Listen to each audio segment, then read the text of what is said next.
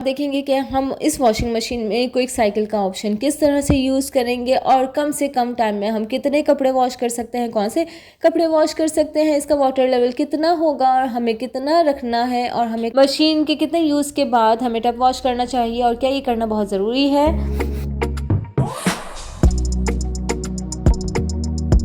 अस्सलाम वालेकुम, welcome to another vlog. आज का व्लॉग कुछ इस तरह है कि सबसे पहले तो मैं अल्लाह ताला का शुक्र अदा करूँगी कि उसने मुझे इतनी सलाहियत दी कि मैंने ये कंटेंट चूज़ किया और इस कंटेंट के ज़रिए मैं आप लोगों की हेल्प करती हूँ। दूसरे नंबर पे मैं आप लोगों को थैंक्स कहूँगी जिन्होंने मेरी वीडियोज़ को लाइक किया, जिन्होंने मेरी वीडियोज़ को वॉच किया और इतनी मोहब्बत दी और इतनी इज़्ज़त दी कि कमेंट करते हैं या मुझसे पूछ लेते हैं तो मैं उनकी हेल्प कर देती हूँ और उनकी हेल्प हो जाती है, यही मेरे लिए बहुत है। बहरहाल आज के व्लॉग में आप देखेंगे कि हम इस वॉशिंग मशीन में क्विक साइकिल का ऑप्शन किस तरह से यूज़ करेंगे और कम से कम टाइम में हम कितने कपड़े वॉश कर सकते हैं, कौन से कपड़े वॉश कर सकते हैं, इसका वाटर लेवल कितना होगा और हमें कितना रखना है और हमें कौन सी चेंजिंग्स करनी ज़रूरी होंगी। तो चलते हैं और स्टार्ट करते हैं अपना आज का व्लॉग। और एज़ यूजुअल यहाँ मैंने मशीन का स्विच ऑन किया है, वाटर इनलेट ऑन किया है और इसके अलावा मैंने पाइप डाला है ड्रेनेज में और यहाँ मैं डाल रही हूँ अपनी बेटी के वो सारे क्लोथ्स जो बहुत ज़्यादा डर्टी नहीं है, क्योंकि ज़ाहिर है बच्चों के तो दिन में 2-2 3-3 मरतबा क्लोथ्स आप लोग चेंज करते हैं तो उनको वॉश करवाना भी ज़रूरी होता है। तो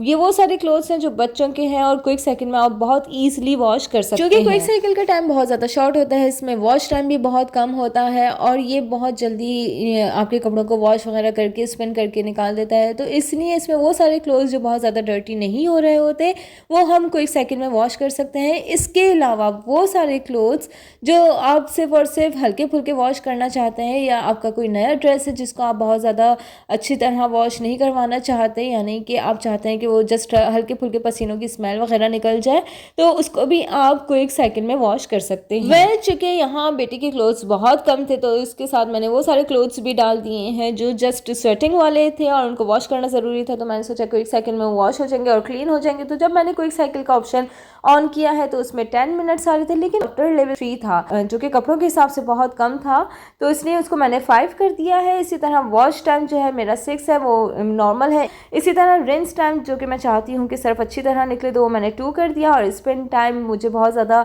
ज़रूरत नहीं है कि वो बहुत अच्छे से निचोड़ के निकले, तो इसलिए उसको मैंने कम ही कर दिया, यानी कि 3 कर दिया है। तो इस हिसाब से जो मेरा टोटल टाइम बन रहा है वो बन रहा है 21 मिनट्स। तो आइए अब हम करते हैं क्विक साइकिल में अपने कपड़े वॉश। जनाब क्विक साइकिल में हो रहे हैं कपड़े वॉश और इसके लिए टाइम लगेगा 21 मिनट्स। तो 21 मिनट्स में जब तक कि कपड़े वॉश हो रहे हैं तब तक कि मैं आप लोगों के एक क्वेश्चन का आंसर दे दूँ। किसी ने मुझे पूछा है कि मशीन के कितने यूज़ के बाद हमें टब वॉश करना चाहिए और क्या ये करना बहुत ज़रूरी है। जी जनाब, ये करना बहुत ज़रूरी है क्योंकि इससे इंटरनल और एक्सटर्नल दोनों क्लीनिंग हो रही होती है और कितने वॉश के बाद या कितने टाइम के बाद आप इसको वॉश करें। तो अगर आपका यूज़ ज़्यादा है, यानी अगर आप रेगुलर यूज़ कर रही हैं मशीन, तो आप 6 मंथ्स में 1 टाइम ज़रूर टब वॉश किया करें और अगर आप 1 वीक या 2 वीक यूज़ कर रही हैं तो 1 या आपने टब वॉश ज़रूर करना है, क्योंकि इससे आपकी मशीन की लाइफ भी कम नहीं होगी और उसके इंटरनल इश्यूज़ भी क्रिएट होंगे। अगर आप फिर भी डिटेल में आंसर जानना चाहती हैं या आप ये जानना चाहती हैं कि अल्टरनेट ऑप्शन कौन सा है टब वॉश करने का, तो आप मेरे दिए गए लिंक के ऊपर क्लिक कीजिए। टब वॉश वाले व्लॉग में आपको इसका डिटेल में आंसर मिल जाएगा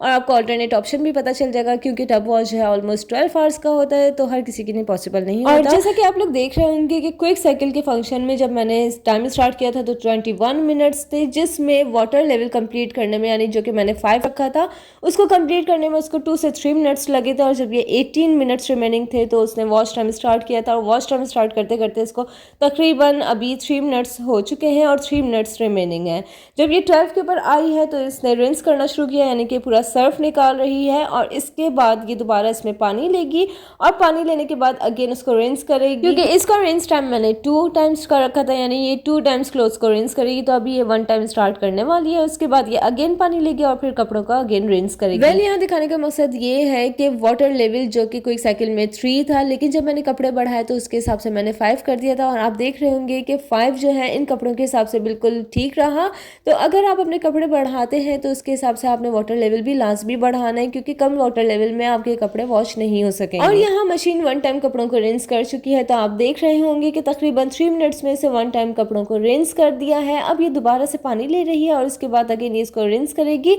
तो उसमें भी 3 मिनट्स जाएंगे और उसके बाद जो 3 मिनट्स रिमेनिंग बचेंगे वो उसका स्पिन टाइम होगा। यहाँ मैं मेंशन करती चलूँ कि ये जो रिंस टाइम में इसके 3 मिनट्स लग रहे हैं वो जस्ट रिंस करने में लग रहे हैं, क्योंकि जब ये वाटर ले रही होती है तो उस वक्त इसका टाइम पॉज हो जाता है, और जब ये रिंस करने लगती है, रिंस स्टार्ट होता है तो फिर इसका टाइम भी स्टार्ट हो जाता है। तो यानी कि वन टाइम रिंस करने में ये तकरीबन 3 मिनट्स लेती है। और जैसा कि मैंने आप लोगों को शुरू में ही बताया था कि मैंने इसका स्पिन टाइम 3 रखा है, तो यहाँ 3 मिनट्स रिमेनिंग है और इसका स्पिन टाइम स्टार्ट हो गया है। और यहाँ ये कपड़ों में जो कुछ बचा हुआ पानी था उसको भी अच्छे से स्पिन करके ड्रेन कर रही है ताकि कपड़े अच्छे से ड्राई हो सके। यहाँ वीडियो खत्म होने से पहले मैं आप लोगों से रिक्वेस्ट करूंगी कि अगर आप मेरे चैनल पे नए हैं तो मेरे चैनल को सब्सक्राइब कर लें और नीचे दिए गए बेल आइकन को प्रेस कर दें ताकि मेरी इन्फॉर्मेटिव वीडियोस आप तक जल्द पहुंच जाया करें। और मेरी वीडियो पसंद आई हो तो लाइक कीजिएगा और अपने फ्रेंड्स में शेयर करना मत भूलिएगा। तो जनाब यहाँ क्विक साइकिल कंप्लीट होने को है। अब ये क्विक साइकिल का फंक्शन हमारे लिए कितने काम का है इसका अंदाजा हम कपड़ों की वॉश से लगाते हैं कि कपड़े किस तरह के वॉश हुए हैं। आइए देखते हैं।